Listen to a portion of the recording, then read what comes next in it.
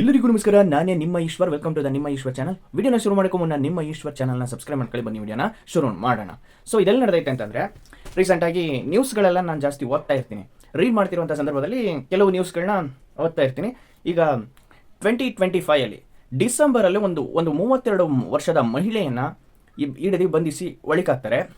ಆ ಮಹಿಳೆ ಹೇಳಿರುವಂಥ ವಿಷಯಗಳನ್ನ ಕೇಳಿದ್ರೆ ಶಾಕ್ ಆಗಬೇಕು. ಯಾಕೆ ಅಂತಂದರೆ ಈ ವಿಷಯ ಹರಿಯಾಣದಲ್ಲಿ ನಡೆದಿರುವಂಥ ಒಂದು ಘಟನೆ. ಇದೊಂಥರ ಸೈಕೋ ಮಾಮ್ ಅಂತಲೇ ಹೇಳ್ಬೋದು. ಯಾಕೆ ಅಂತಂದರೆ ಒಂದು ಮಗು ಇಲ್ಲದೆ ಇರೋ ಮನೇಲಿ ಗೊತ್ತಿರುತ್ತೆ ಆ ಒಂದು ಮಗುವನ್ನ ಇಟ್ಸ್ ಗಾಡ್ ಗಿಫ್ಟ್ ಅಂತವ. ಆದರೆ ಒಂದು ಮಗುವನ್ನ ಸಾಯಿಸೋಕ್ಕೆ ಎಷ್ಟು ಮನ್ಸು ಬರುತ್ತೆ. ಆ ಮಗುವನ್ನ ಸಾಯಿಸ್ಬಿಟ್ಟು ಕಾರಣಗಳು ಹೇಳ್ತಾರಲ್ಲ, ಕೆಲವರು ಒಬ್ಬೊಬ್ರು ಒಂದೊಂಥರ ಕಾರಣಗಳು ಹೇಳ್ತಾರೆ. ಎಷ್ಟೋ ಮಕ್ಕಳುಗಳು ಸಾಯಿಸಿರೋ ನ್ಯೂಸ್ ಎಲ್ಲ ನೋಡಿರ್ತೀವಲ್ಲ. ಆದರೆ ಇವ್ರು ಹೇಳುವಂಥ ಕಾರಣ ಕೇಳಿದ್ರೆ ಬೆಚ್ಚಿ ಬೀಳಬೇಕು. ಯಾಕೆ ಅಂತಂದರೆ ತನಗಿಂತ ಸುಂದರವಾಗಿತ್ತಂತೆ ಮಗು, ಬ್ಯೂಟಿಫುಲ್ ಆಗಿತ್ತಂತೆ. ಅದಕ್ಕೋಸ್ಕರ ನಾ ಸಾಯಿಸವಳೆ. ಇವ್ರಿಗೆ ಯಾಕೆ ಮರ್ಯಾದೆ ಕೊಡಬೇಕು? ಸೊ ಇಟ್ಸ್ ಪೂನಮ್, ಹರಿಯಾಣದ ಪಾನಿಪತ್ನ ಪೂನಮ್, 32 ವರ್ಷದ ಪೂನಮ್. ಇವರು ತಾನೇ ಅತಿಯಾದ ಸುಂದರವಾಗಿದ್ದೀನಿ, ತಾನೇ ಸೂಪರ್ ಆಗಿದ್ದೀನಿ ಅನ್ನೋ ಜಲಸಿ. ಇವರ ಒಂದು ಸ್ವಂತ ಊರು ಪಾನಿಪತ್ನ ಸೇವಾ ಗ್ರಾಮದ ನಿವಾಸಿ ಪೂನಮ್. ಸೊ 32 ವರ್ಷ. ಇವರು ಸೋನಿಪತ್ ಇದೆಯಂತೆ, ಅಲ್ಲಿ ಸೋನಿಪತ್ ಅನ್ನುವಂಥ ಗ್ರಾಮಕ್ಕೆ ಮದುವೆಯಾಗಿ ಹೋಗ್ತಾರೆ. ಹೋದಂಥ ಸಂದರ್ಭದಲ್ಲಿ ಯಾವ ಕೆಲಸನೂ ಮಾಡಲ್ಲ, ಬರೀ ಫೋನ್ ನೋಡ್ಕೊಂಡು ಕೂತಿದ್ರು. ಅಷ್ಟೇ ಕೆಲಸ ಇವ್ರಿಗೆ. ಫೋನಲ್ಲಿ ಕೂತ್ಕೊಳ್ಳೋದು, ಎನಿ ಟೈಮ್ ಮೇಕಪ್ ಮಾಡ್ತಾ ಇರೋದು. ಕನ್ನಡಿ ಮುಂದೆ ನಿಂತರೆ ಸಾಕು. ಇವರ ಒಂದು ಮೈಂಡ್ ಸೆಟ್ ಹೆಂಗಿತ್ತು ಅಂತಂದರೆ, ತನಗಿಂತ ತಾನೇ ಸುಂದರವಾದಂಥ ಹುಡುಗಿ, ತಾನೇ ಬ್ಯೂಟಿಫುಲ್ಲು ಅನ್ನೋ ಆಲೋಚನೆ ಇತ್ತೋ ಏನೋ ಗೊತ್ತಿಲ್ಲ. ಸೊ ಇದಾದ ನಂತರ 2021 ಒಂದು ಮಗುವನ್ನು ಸಾಯಿಸ್ತಾರೆ.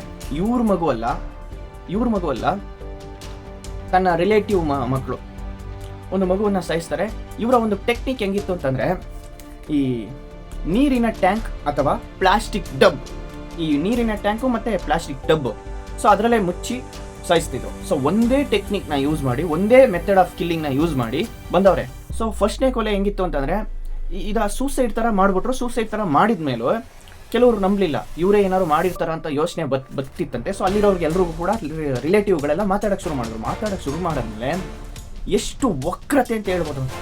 ಸೊ ತನ್ನ ಮಗನನ್ನು ಅಂದರೆ ಯಾರಿಗೂ ಡೌಟ್ ಬರಬಾರದಲ್ವಾ, ತನ್ನ ಮಗನನ್ನು ಸಾಯಿಸವ್ರೆ.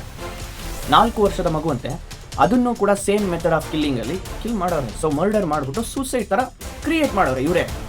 ಸೊ ತನ್ನ ಮಗುವನ್ನು ಸಾಯಿಸಿ ತಾನು ಬ್ಯೂಟಿಫುಲ್, ತಾನು ಸುಂದರವಾಗಿದ್ದೀನಿ ಅಂತ ತೋರಿಸ್ಕೋಬೇಕಾ? ಸೊ ಇದಾದ ನಂತರ ಇನ್ನೊಂದು ಮಗು ಸೇಮ್ ಮೆಥಡ್ ಆಫ್ ಕಿಲ್ಲಿಂಗ್ನ ಯೂಸ್ ಮಾಡೋರೆ. 4ನೇ ಸರಿ ಟ್ರೈ ಮಾಡುವಾಗ ಯಾವ ಥರ ಸಿಗಕೊಂಡ್ರು ಗೊತ್ತಾ?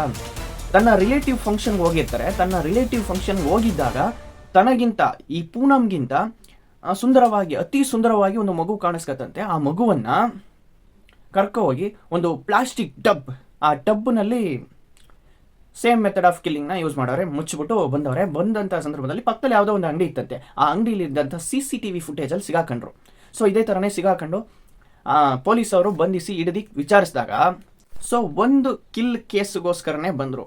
ಸೊ ಹಿಡ್ಕೊಂಡು ಹೋಗಿ ವಿಚಾರಿಸಿದಂಥ ಸಂದರ್ಭದಲ್ಲಿ 2021, 23, 24 ಏನೋ ಮಾಡೋರೆ.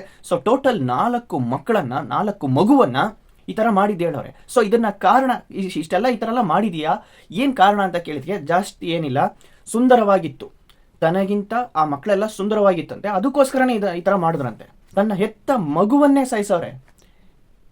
ಸೊ ಒಂದು ಮಾತ್ರ ಹೇಳಿಕ್ಕೆ ಇಷ್ಟಪಡ್ತೀನಿ, ಈ ಸುಂದರ, ಈ ಬ್ಯೂಟಿ, ಅದು ಇದು ಅಂತ ಹೇಳ್ತಾರಲ್ಲ, ಅದೆಲ್ಲ ಪರ್ಮನೆಂಟ್ ಅಲ್ಲ. ಇಷ್ಟೇ, ಈಗಿರುತ್ತೆ ನಾಳೆ ಹೋಗುತ್ತೆ. ಸೊ ಅದಕ್ಕೆಲ್ಲ ಈ ಥರ ಜಲಸಿಲಿ ಈ ಥರ ಎಲ್ಲ ಆಲೋಚನೆ ಬಂತು ನೋಡಿ. ಸೊ ಇದರ ಬಗ್ಗೆ ನಿಮ್ಮ ಅನಿಸಿಕೆಯನ್ನು ಕಮೆಂಟಲ್ಲಿ, ಹಾಗೆ ನಿಮ್ಮ ಈಶ್ವರ್ ಚಾನಲ್ನ ಸಬ್ಸ್ಕ್ರೈಬ್ ಮಾಡ್ಕೊಳ್ಳಿ. Thank you for watching.